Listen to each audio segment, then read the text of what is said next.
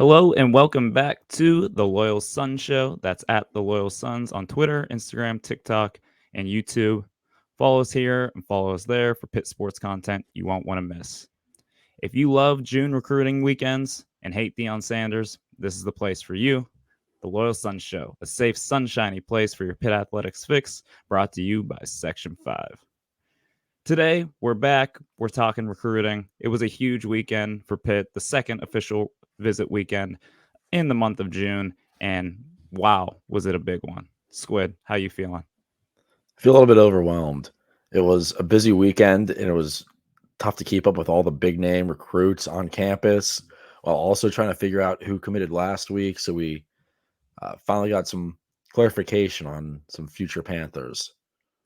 Yeah, it was visit after visit, tweet after tweet from Narduzzi, hearing these commits coming in, and I'm going to read off a list here, but this was probably the best recruiting weekend Pitt has had.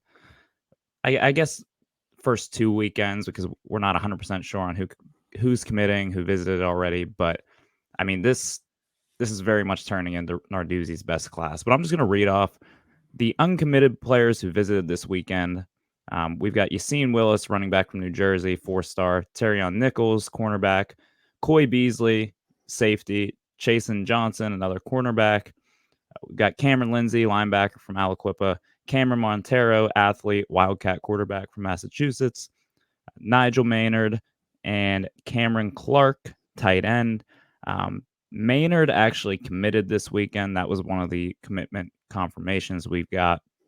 And then those other eight guys, we had four pat signals over the weekend. So we probably got four of those eight guys. We also got confirmation like minutes before we started recording today that Caleb Holmes committed. He's an interior offensive lineman from Georgia, 4-star, consensus 4-star across the board. So Pitt's rolling in the recruiting field, and we don't know which of these guys are confirmed yet. We have some intel, but gonna wait until those come out officially from those players when they announce their commitments. But it seems like Narduzzi knocked it out of the park and picked up another set of 4-stars yesterday. Yeah, you said this might be one of the biggest June recruiting weekends in Narduzzi's tenure here. I think there's been weekends where he's had more pat signals in a day. I think we've had a higher number of commits, but the quality of recruit based on like any recruiting platform you look at is off the charts. I mean, we had the phases where we'd get these guys on campus and it was nice exposure that we'd be in the top three, but now we're at the point where these guys are just committing on the spot. Like, shout out to our guy Caleb Holmes. The last couple of weeks, all the news breaks right after we start recording, so we have to wait a whole 7 more days to break it down. But he fired it off on Instagram Live like 10 minutes ago, and kind of blown away. We had an Oklahoma hat, an LSU hat, and a Tennessee hat alongside the Pitt hat, and he went for the beautiful gold Pitt hat. Yeah, I think he had an official visit set up to Auburn, and he ended up canceling that after his Pitt visit. So, yeah, that's a big one. You go down into Georgia and take a 4-star out of there, bring him up to Pittsburgh. Um, Shout out to Archie Collins, man, locking up Georgia. Pitt is recruiting Georgia at a very good rate right now. It was always Florida, was kind of the SEC territory they stepped into, and kind of getting those like second tier Florida guys that Pitt would obviously turn into NFL players. But now Georgia's becoming one of those pipeline states. So I'm not going to complain when you're recruiting the pretty much the most talent rich areas in the southern part of the United States. But yeah, like you said, the quality of some of these guys. You seen Willis on campus yesterday. He's number 103 in the country, running back. He has officials set up to Michigan and Alabama. Like that's the type of guys we're recruiting right now. Like I obviously there's speculation of who is Alabama really pursuing him that hard? Is he just going to be another guy at Alabama? Do they really care to get him? Blah blah blah. If he has an official visit set up there, like they have to at least want him a little bit. And the fact that Pitt is in the conversation recruiting against those schools. I mean, Nigel Maynard, another guy who actually committed to Pitt this weekend, he was taking official visits to Michigan. So Pitt is in the conversation with some of these schools that are in the playoff every year. I mean, it's it's a different level of recruit than we're used to. I think we're and obviously there's this same, the 3-star level guys, a dozen Power Five offers from, Louisville, Duke, Maryland, like recruiting against those schools as well still. But there's some really high level athletes that Pitt is going after, and it sounds like they're landing in this class. Yeah, I'm just saying, stop the count right now. If you look at 24/7, Pitt is number 11 in the country in terms of team recruiting rankings. Alabama, 3 spots below them. So Rivals has Pitt at the number 10 recruiting class in the country. So I think we can just stop everything now and drop it and just go with that. Pitt, top or 10 recruiting class 2024. or we cannot stop it. We're at 16 recruits. So And there's 4 more out there that we don't have confirmation on. yeah, so there's a lot of big names. We could hang around there. I know 16 is a big number this early in the cycle. I'm going to be the guy to say, well, you have to make sure you hold on to all of them. Spare me. We're going to be happy about this. Yeah, and it sounds like Pitt is doing a good job with those guys who are already committed. There was a handful of guys on campus the weekend. Sierra Whittington, obviously the first commit in this class, friend of the pod, by the way. Giovanni Cooley was on campus.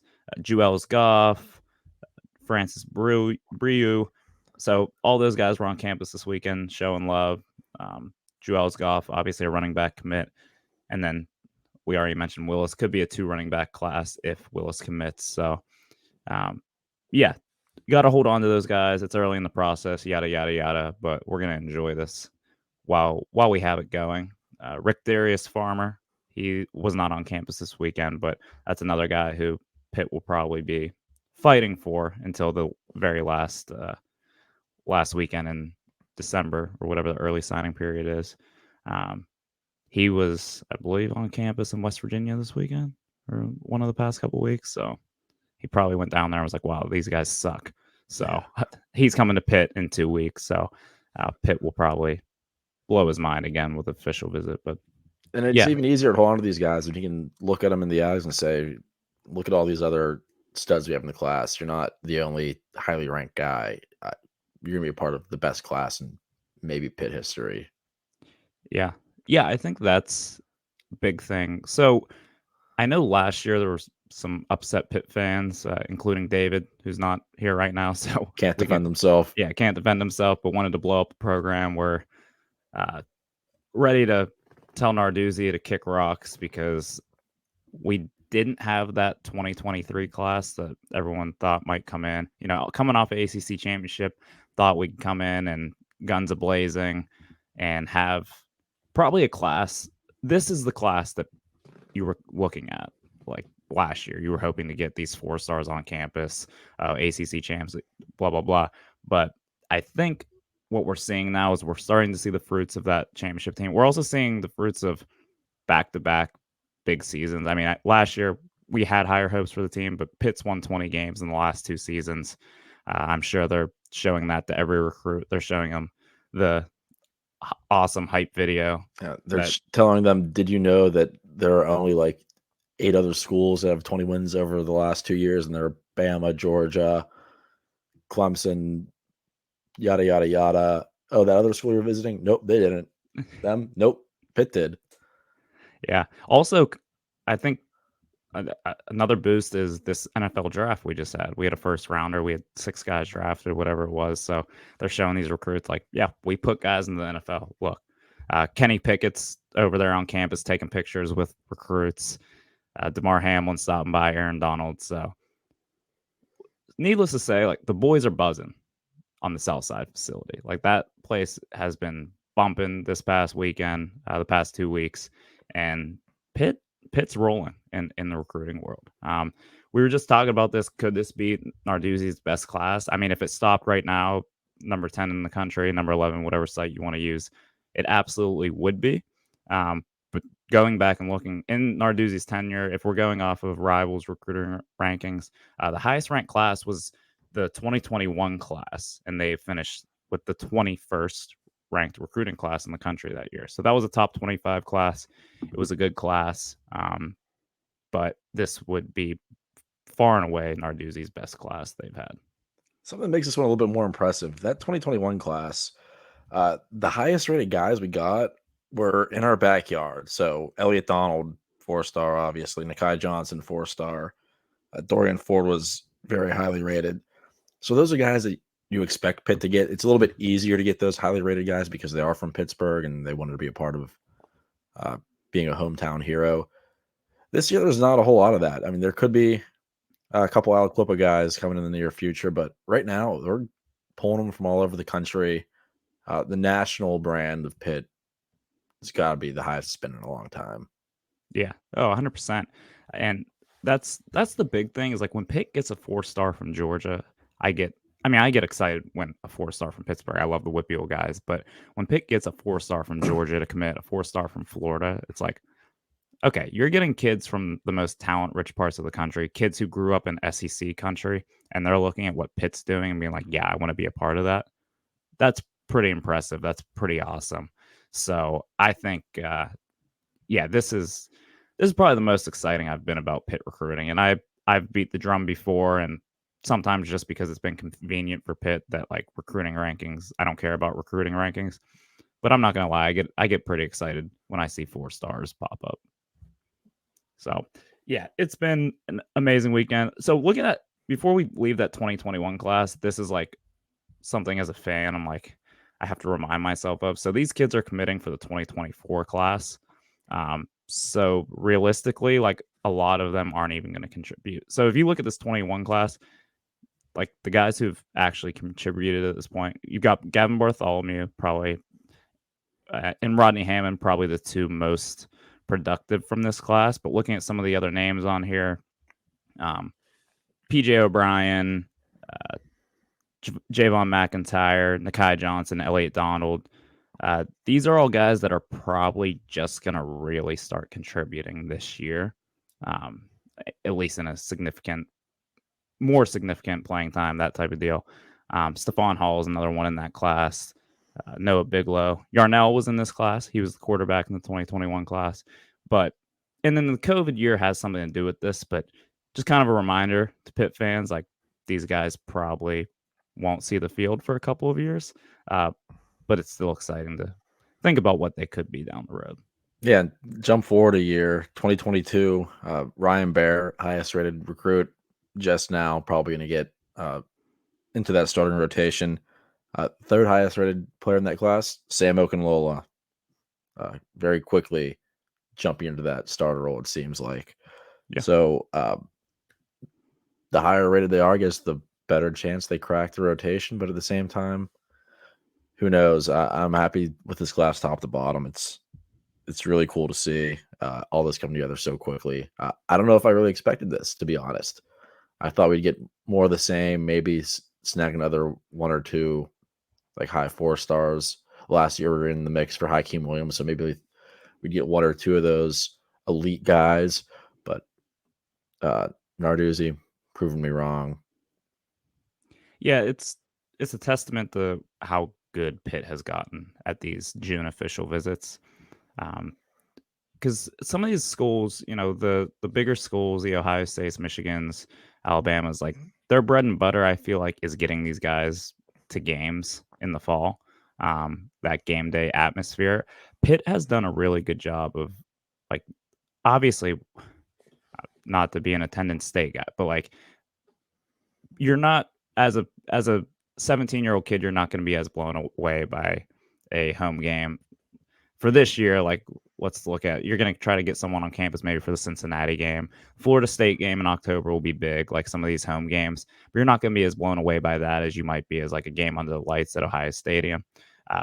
But obviously, Pitt's doing an amazing job of like showcasing the city of Pittsburgh to these kids in the month of June, showcasing the nice weather we get during the month of June.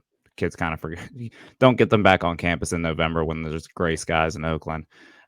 But the ability to just close on these guys and get them to commit this early, and then get these guys to like really rally and like build this class. Like Jasir Whittington was on campus just recruiting his ass off this weekend, and getting those guys locked in and having them hype everything up. Everyone just talks about the family atmosphere, the culture down at Pitt. Every kid who's on campus, so it's been awesome. It's more of the same of what we hear, but uh, it's just bigger and better players. It sounds like are coming to Pitt, and that's a scary thing to do with or a scary thing to think about with Pitt's track record of developing lower level recruits. So we're gonna do a little exercise here, moving on, not completely moving on from recruiting, but going past these guys we've been talking about from this past weekend. So Squid, completely hypothetical scenario, but we Mhm. get a phone call, right? You and me, Carlo Zofko, Pat Narduzzi. Uh, they're like, hey, everyone on the staff is down with a stomach bug this weekend. We need you guys to take the reins on some official visits. And who else? Who's better to showcase Pitt and get kids to commit than the Loyal Sons, right? So, Precisely. yeah. So we're gonna do a hypothetical here. Your ideal Pitt official visit weekend. So what you're gonna do, you have to take around some recruits. You get to take them to one restaurant, one Pittsburgh landmark, and one miscellaneous activity to take them to. And you got to try to sell those guys and get them to Pitt. Um, what's your ideal Pitt official visit weekend? And I For know you're gonna need starters, some time to think here. Unless you got up, you're ready to go. they're going through the tunnel at night. They'll get picked up from the airport Thursday night, Friday night. Um, the big wow! Would you look at that? All these lights, all these cool buildings. Oh, there's Acrisure Stadium. Uh, if I'm Pat Narduzzi, I would get the video guy to put a welcome message on the scoreboard. You can kind of see that from an angle. Yeah, I think they So usually put Pitt up there. yeah. For food, we're going up on Mount Washington. There's some nice restaurants up there. You got to get the window table, really wine and dine them, get the views, make them feel like they're in like LA or Like an Altius, a Monterey yeah, Bay. yeah. You gotta get the view from up top. I don't think anybody would expect that. They're coming in from like Georgia. Is that your activity? No, that was my dinner. That's where Okay. we're going to eat. Activity. Well, I know they all go to Dave and Buster's because I see Carlo always saying he's like the skee ball wizard. But That feels, I mean, obviously it works, but that feels almost a little lame. Like there's Dave and Buster's everywhere. well, I think of what I would want like right now. I'm a decade older than some of these recruits. This would be tough.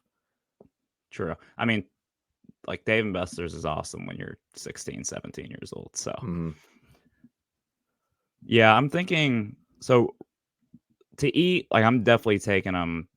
I'm a big breakfast guy. So like I'm taking them down to DeLuca's or something down in the strip or Mm. Pamela's, wherever we can get in without having to wait in a line for an hour and a half. So I'm gonna get them a real good breakfast. Maybe even sneak over to Ritter's on Baum Boulevard. But I'm gonna try to get into Luca's nice and early.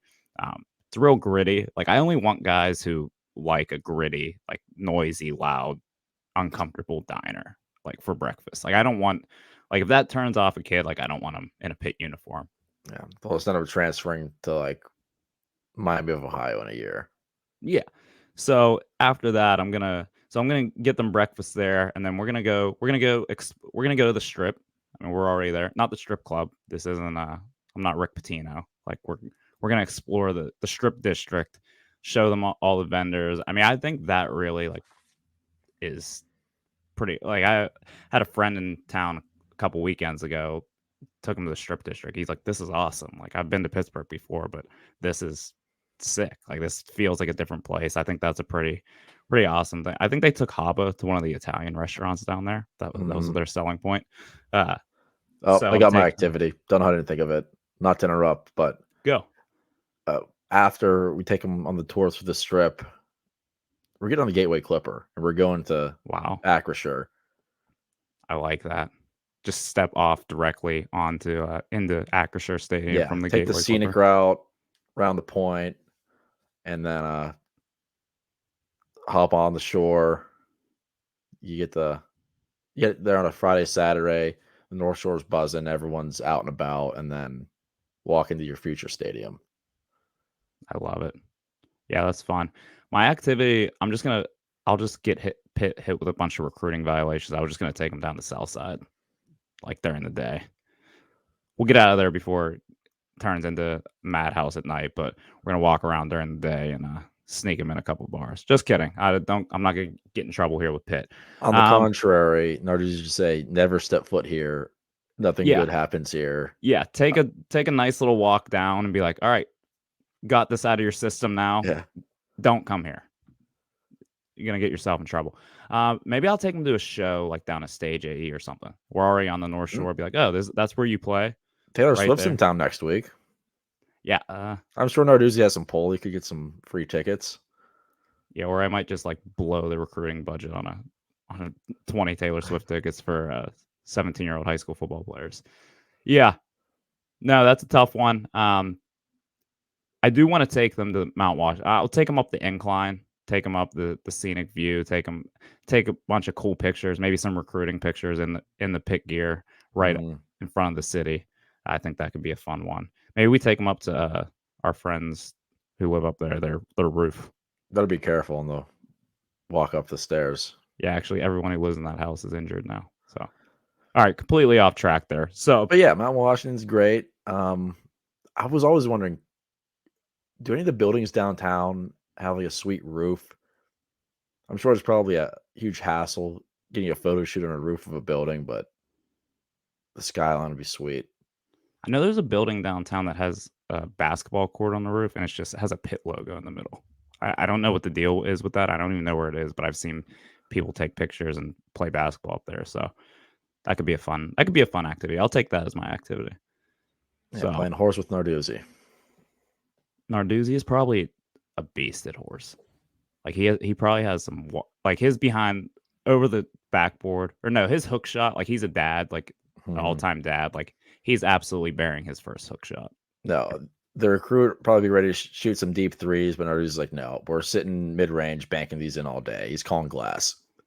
Yeah, Narduzzi definitely was like a 6-foot post player in high school, like an offseason. Like he was just working guys in the post, drop steps, fundamental, like both hands, finish with both hands. Absolutely. We're completely off track from the official visit talk, but yeah, based on what we had guys going to a Taylor Swift concert next week, so we'll leave this to Carlo and company moving forward. Clearly doing a good job. So stay healthy. We'll be ready if you need us, but you won't need us.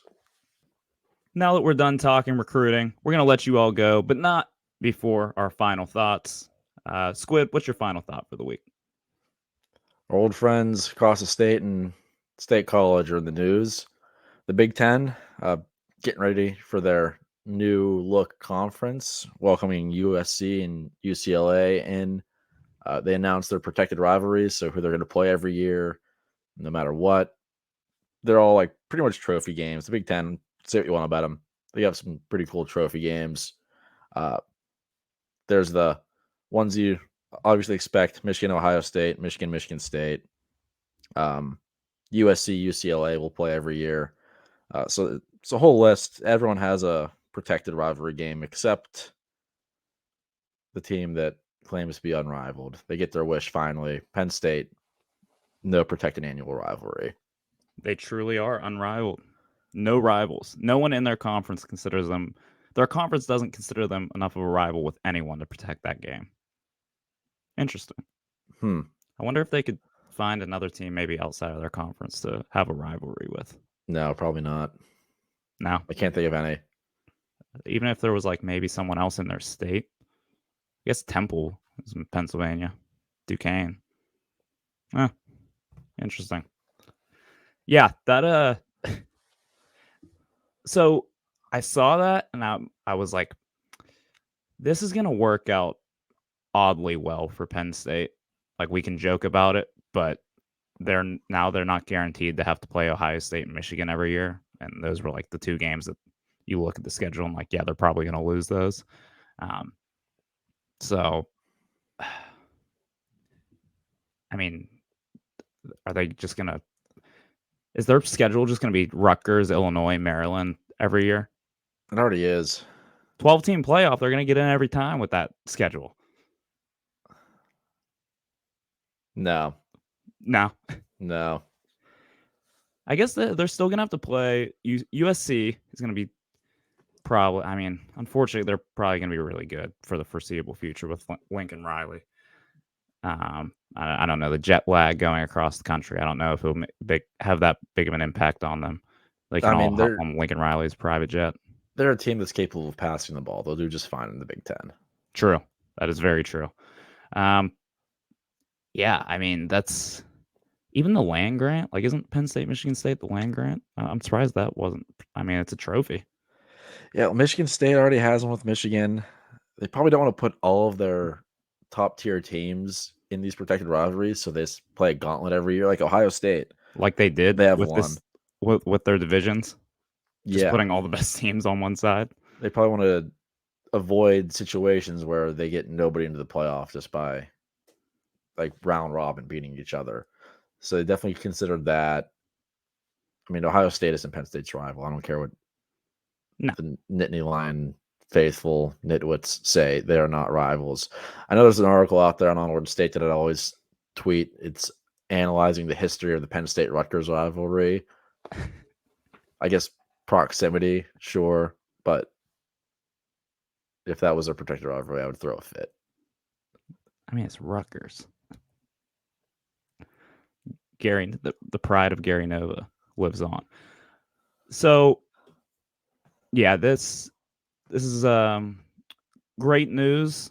Not great news. I don't know. They got their wish. They're unrivaled. They've said it a million times. So, continue to not play rivalry games. It's the best part. The best thing in college football are rivalry games, and Penn State doesn't have any. So I'm glad at least we are playing the backyard brawl. I've said it before. I'll say it again. I'll say it till I'm blue in the face. I think Pitt should play Penn State and West Virginia every year. They would be the most exciting, most hyped games every single season. I wish they would get one of these games back on the schedule for Thanksgiving weekend, Black Friday. I wish we played West Virginia on Black Friday again. But I'm not going to complain. We get it when we get it in September. But someone fix this. These teams, I'm sick of this. Why are we playing Wofford? I get it. There's an FCS game. I hate Wofford, by the way.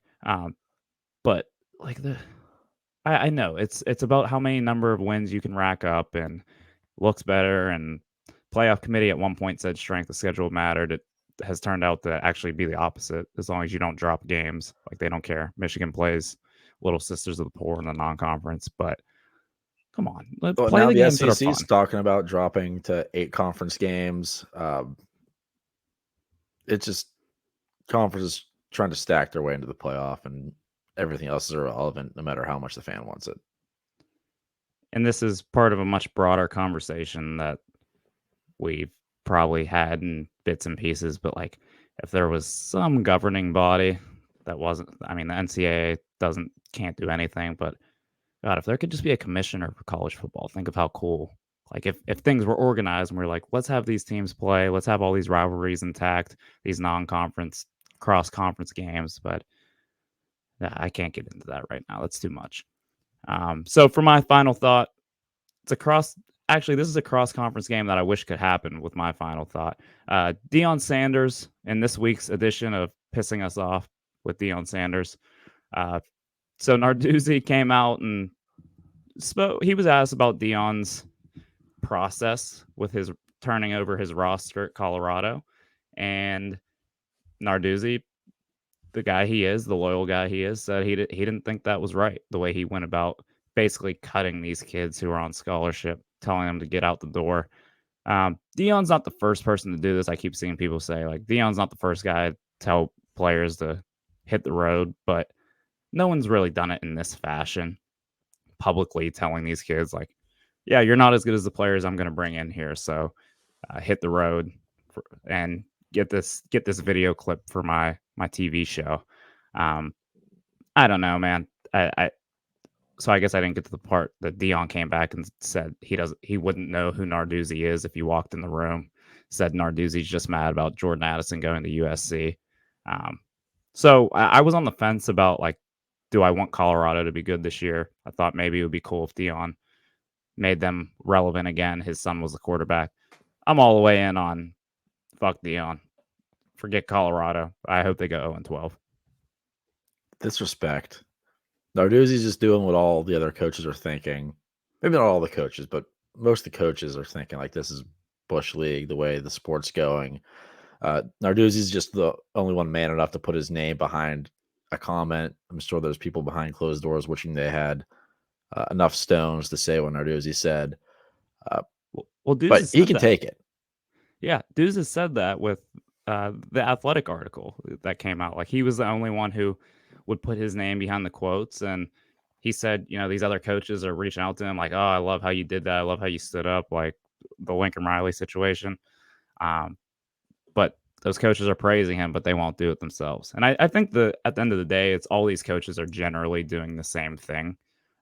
So they don't want to get called out for their hypocrisy. They don't want to, I guess, in a sense, like if they speak out against it, then people are going to speak out against what they're doing, and it's just a big cycle. But I appreciate that dudes will speak out. And who's Deion to say, "Oh, I wouldn't know who"? He knew the situation with Jordan Addison and Lincoln Riley, but if Narduzzi walked in the room, he wouldn't know who he is. Come on now. He'd be shaking in his boots, seeing those calves walk through his office door. Yeah. Yeah, like I mean, Pat Narduzzi has won a Power 5 conference title.